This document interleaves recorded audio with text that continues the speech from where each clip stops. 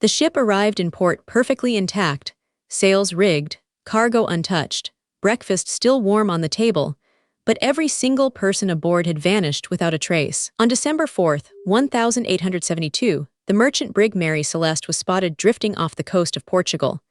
The Discovery crew found no bodies, no signs of struggle, no blood.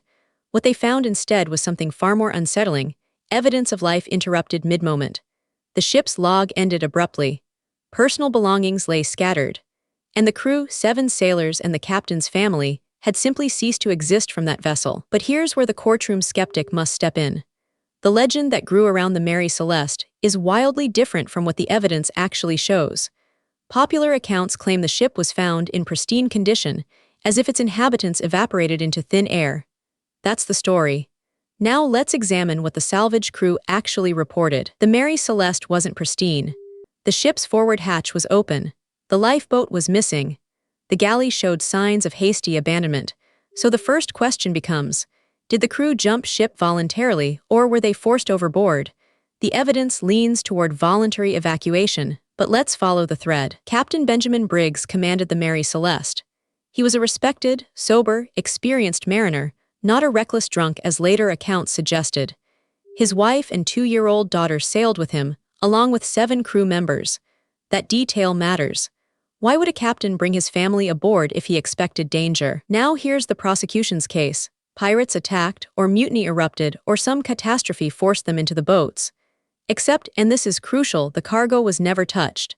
The ship's valuables remained locked in the captain's quarters. If pirates had seized the vessel, they'd have looted it. If mutineers had killed the captain, they'd have taken the money. The fact that nothing was stolen suggests panic, not greed. So what actually triggered the evacuation? The ship's logbook, which survived, shows the crew noted problems with the forward hatch.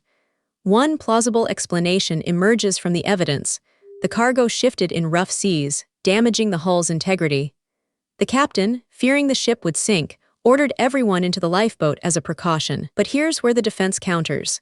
If the hull was compromised, why didn't the ship sink? Why did it drift across the Atlantic in seaworthy condition? The answer's mundane but plausible. The damage was manageable. The captain didn't know that when he gave the evacuation order. He made a conservative call, a decision that likely killed them all. The lifeboat has never been found. The crew, once separated from the ship, would have been at the mercy of the Atlantic in December, one of the deadliest seasons. Small boats disappear in those waters regularly. No bodies, no wreckage, just absence. It's not dramatic. It's not supernatural. It's simply how the ocean works. Now let's address the sensational theories that contaminated this case for over a century. Some claimed the crew was abducted by aliens. Others insisted a sea monster took them. A few even suggested the captain murdered everyone. These narratives sold newspapers. They also obscured the truth. The real culprit? Poor communication and reasonable fear. Captain Briggs faced incomplete information. The ship seemed damaged. The weather was dangerous. He made a decision that seemed prudent at the moment. He was wrong, but he wasn't negligent or insane. He was human, operating under uncertainty with his family's life at stake. The Mary Celeste didn't vanish due to mystery. It vanished due to a cascade of ordinary decisions made by ordinary people facing extraordinary circumstances. The ship survived. The crew didn't. And that's the entire puzzle solved, not by supernatural forces, but by the brutal logic of the sea. What makes the Mary Celeste case a masterclass in deception isn't what happened aboard that ship. It's what happened afterward. Journalists fabricated details. Researchers added embellishments. Each retelling drifted further from the evidence until the legend bore almost no resemblance to the facts. That's how historical fraud operates, one exaggeration at a time, until nobody remembers the truth. The lesson cuts deeper than maritime history. Whenever you encounter a famous unsolved mystery, ask yourself, who benefits from keeping it unsolved? Publishers profit from intrigue. Documentarians build careers on sensationalism. The pressure to make a mundane story extraordinary is relentless, and most people never fact-check the popular version. That's exactly how financial scams, art frauds, and identity thefts persist. The fabricated narrative becomes more believable than the boring reality. A Ponzi scheme sounds plausible because the perpetrator tells a compelling story. A forged painting gains credibility because the provenance sounds authoritative.